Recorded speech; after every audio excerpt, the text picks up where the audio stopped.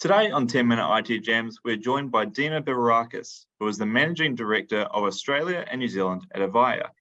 Avaya's mission is to reimagine digital communications with innovation that defines the future of work and customer experience. Dino joins us today to tell us more about Avaya and what some areas of importance are for the industry moving forward. Thank you for coming along, Dino. Welcome to the Jam. Thank you very much, Tom. It's great to be here. Look, it's always great to talk to our partners across the ditch. So I'm looking forward to today's jam session. So am I. Well, let's get right into it then. Tell us a bit about Avaya and your key products and offerings. Yeah, look, the easiest way to describe this is that Avaya provides an all-in-one communications platform, which allows our customers to collaborate, hybrid work, and provide the customer and contact center services that we need to do, right? And we do this in whichever flavor of cloud that our customers need, albeit a pure cloud, public, private, or a hybrid blend, which includes an on-prem solution, which is very important, right? Thousands of businesses, both SMB and enterprise, globally, including government agencies, leading Australian banks, not-for-profits, logistics and utilities organisations rely on Avaya to power their hybrid work and give them those collaborative services. So giving them the competitive edge, of course, right? And one of the key things for me is that it's important to note that the script around these experiences that we're providing has really flipped. Businesses no longer can determine that customer segmentation or even dictate the experiences they think their customers need. Today's customer expects to self-segment, self-serve, self-compose their experiences.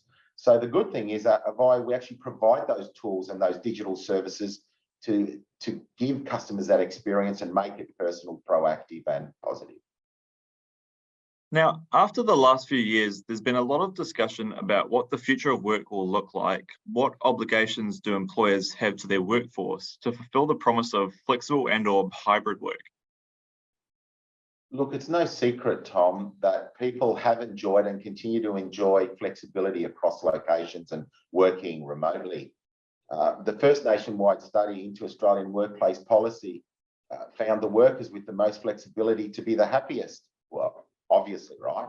And another found 72% of Gen Z workers won't even consider a job unless it offers some sort of flexibility. And having a Gen Z daughter, I've experienced this firsthand with feedback when she's interviewed for roles. And you only have to ask parents, school drop-off, school pickup, needing doctor's appointments, what that flexibility means to them, and not to mention the record number of people that have moved to regional areas throughout the COVID pandemic, whether they want an option to work remotely or hybridly, right? So I think more so the leaders today have to really focus on and you know what, to really pivot that, the onus is on us to make sure our employees are satisfied and allow them to be productive and ultimately loyal. That talent retention and attracting staff and must remain and will be a key focus moving forward. We need to fulfill their expectations around flexibility so they can work reliably and balance their lives. That work-life balance is key, and that's going to ultimately increase productivity. And at Avaya, we have those digital tools and those services to allow organizations to do this. So it's definitely a key parameter for us moving forward. Now, when it comes to workplace technology, what should leaders prioritize this year? Look, as I've mentioned, allowing staff to have that autonomy in the workday will be key. A lot will come down to accommodating work-life balance, like I mentioned before. A simple example of this is the ability to manage your day directly from your smartphone, being able to scroll through and take care of what you need to quickly.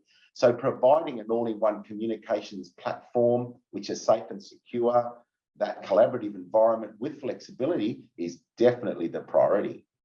So it's important to give staff that way to connect, during meetings, before meetings, and after the meeting, not to worry about the big brother syndrome, right? So ideally, they should be able to chat, send, receive files, take and make calls, attend meetings, hold meetings, and not have to rely on multiple applications. Not only will this prevent that application burnout we've seen, but it'll reduce the chances of employees exchanging information on third-party apps and creating a compliance breach, because we've seen that recently. So what is becoming more apparent, though, is the well-being of our employees. There was a recent survey of Australian workers, and it found that 85% claimed their well-being had declined at the initial stages of the pandemic as we moved to remote work. And over 35% of them considered that their employer was the main source of mental health support. So that's really critical data, you know, and we even saw that a major supermarket chain actually shut down their phone lines due to the abuse their staff were taking, you know, where we're not even going to go back to the toilet paper syndrome, right?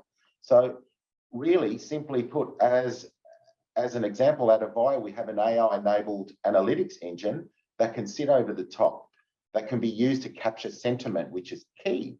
And if swearing is taking place or otherwise, it can act accordingly to support staff.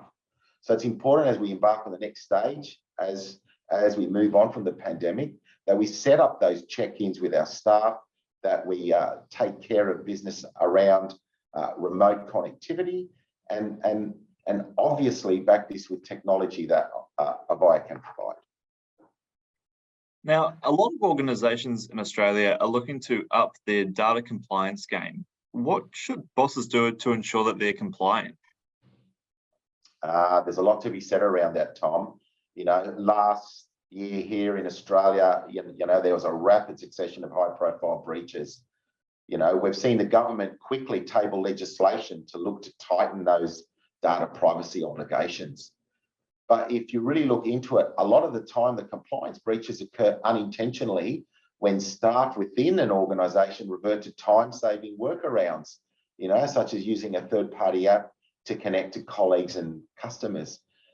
We saw an example of this play out last year when a HSBC employee was fired simply for discussing work or talking about work to a colleague on a third-party app.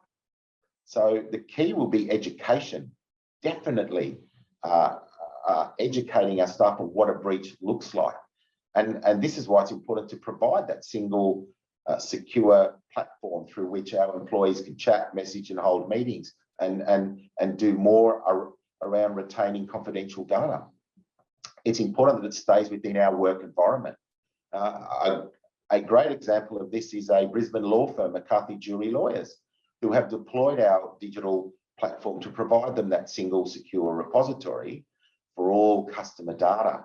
And that's going to provide, and that has been providing their staff a secure place to collaborate, to chat, to meet, and it allows them that flexibility to work from anywhere while knowing their data is safe and secure, and ultimately minimizing the risk of a breach.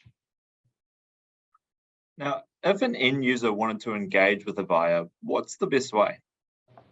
Oh, look, it's quite simple. Avaya.com, internet, and most importantly, I am on LinkedIn, so I'm quite comfortable if they want to contact me directly. Just take a look at Dino Beverakis. Thank you. Awesome. Well, it's been brilliant to learn more about Avaya and what your thoughts are on the industry. Thank you for joining us on the Jam, Dino. We look forward to hearing more from Avaya in the near future. Thank you very much, Tom. It was great to be on the show today. Thank you very much.